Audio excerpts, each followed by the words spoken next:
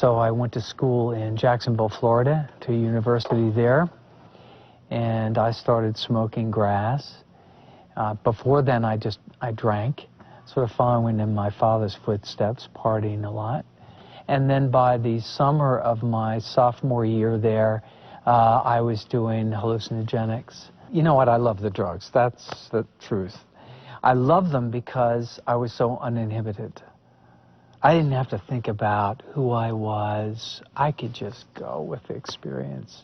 So, second year of college, I switched from being an art major to a drama major, and then made the decision after going to New York for a weekend, I should just move there and go to drama school. So I did, and got a job as an office manager of the Broadway play Hair. What a world. What a world. They were smoking grass and getting high in the office. But, you know, I'm in New York now. I got this job. It was incredible to me that I'm working for Hair during the day. I'm going to acting school at night. People are coming on to me, men, women. It just was opening up this whole new world. I just basically was busting down every sexual taboo that was possible, all in the name of experimentation. And all the sexual encounters I had were high, when I was high. And I repeated that pattern for years and years and years.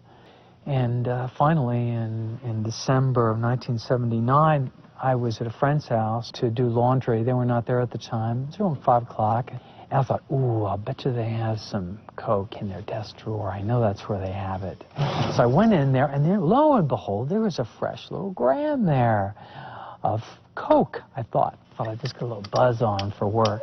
So I laid out 2 thick lines of the stuff and rolled up a bill and tooted that stuff up and thought, what's this been cut with? Ooh, I hope it isn't too much speed or something. Better do some more. So I laid out basically ½ a gram of this stuff. And then things started feeling weird, and I started feeling dizzy. I thought, oh, I'll just go in the spare bedroom here and grab a magazine and lay down. Ooh, I hope this didn't have, like, acid or something in it. So I laid down on that bed, and that's the last thing I remember in that room. What I had done was I had snorted ½ a gram of pure PCP. Now, I had done PCP back in New York, and I knew that it just took a teeny weeny bit, like from your baby thumbnail, for you to get really twisted. So here I'd snorted ½ a gram of this stuff, the pure stuff. Needless to say, it was enough to kill several people. And within a couple of minutes, a few minutes, after laying down, I was gone. Well, the guy came home right at that hour, and he had seen overdoses. He knew what was going on. He quickly called the paramedics. Fire department was literally a block away. They couldn't revive me. And so they got out the defibrillators, finally. My heart had frozen. And they got me going again. And then they whisked me over to the local hospital.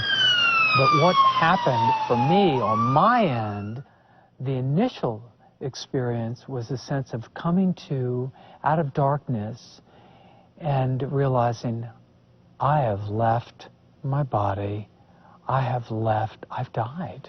Now, mind you, I didn't know I'd overdosed, you see.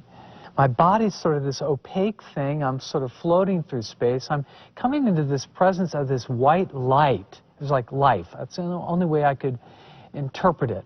I wasn't afraid. I felt absolutely safe. My body was, when I looked at it, it was almost kind of see-through, but I felt okay. And I thought, I've died, but I feel wonderful. This feels great. This is an incredible experience. And then I found myself focusing on this light that I was coming into the center of, that I was merging with, if you will. And the only thing I can say, because I was not a born-again Christian, but I thought, I think this is Jesus. I couldn't see anybody, but there was a personality in the presence of this light. It was white light, indescribable in its purity. And the other feelings that went with it were, I'm loved. I'm in the presence of love. There's no sense of time at all. and in the presence of knowledge. And I felt so good, so loved. And again, I just knew that this was Jesus. And he said, Johnathan, I want you to look at your life. And then every moment, every thought, every action, everything that I saw, beheld, did, I was living it. From the beginning all the way through until that present time. That's the only way I can describe it. I was living my life. No judgment on it, just this is your life. It's over. And I'm in his presence again, aware of that. And he said, Johnathan, what did you see? And I said, I just see negative, destructive choices my whole way. There's nothing good. All my thoughts, the suspicions, everything was negative. That's my life. And he said, all right. Then it faded away. It was like I fell out of his presence. And then I came to, and I'm tied down in the hospital bed. I've got wrist restraints on. And lo and behold, there's my brother and his wife. She's Christian, I know that. He's a new Christian, I knew that. And I began manifesting these other things. I felt this deep sort of voice coming out, starting to come through my body. And it starts, it's like another voice coming out, and I start saying, I am Jesus Christ, I am Jesus, and yelling out orders, and I'm yelling out every foul, unclean thing I ever did, just spewing out all of this dark stuff, and I can feel this voice taking over in me. My brother, meanwhile, is trying to push me back down. I'm sitting up in the hospital bed and straining. He's an ex-Marine. He said, I have never felt such strength in my life. And that was the power of the drug, you know, that PCP can do. But there was also another power in me speaking out. I was so exhausted. I didn't have any concept at the time, but apparently this went on for like 3 days.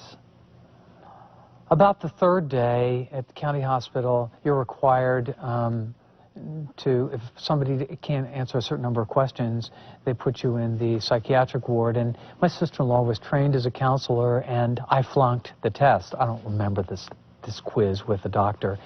And he said, well, we have to put him in the psych ward. And she said, I know my rights as a family member. I'm not going to let you do that. And he said, he's not well. And they said, well, we know he's not going there. So they got me out of there, and I finally woke up in their bedroom. So it took about a week to be able to walk. My body was so spent, and they nursed me to health. And during that time, I shared with them this other experience I'd had with having my life shown to me. And my sister-in-law said, you know what? Maybe you'd like to meet other people that are Christians besides us.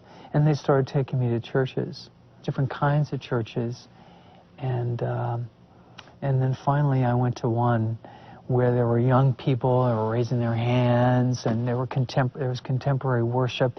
And I felt something, I would say now, of course, in the spirit that was similar to the love I felt in that near-death experience. And as it turns out, a year to the day of the drug overdose, on December 14th, 1980, exactly a year later, I was baptized in the Pacific Ocean through that church.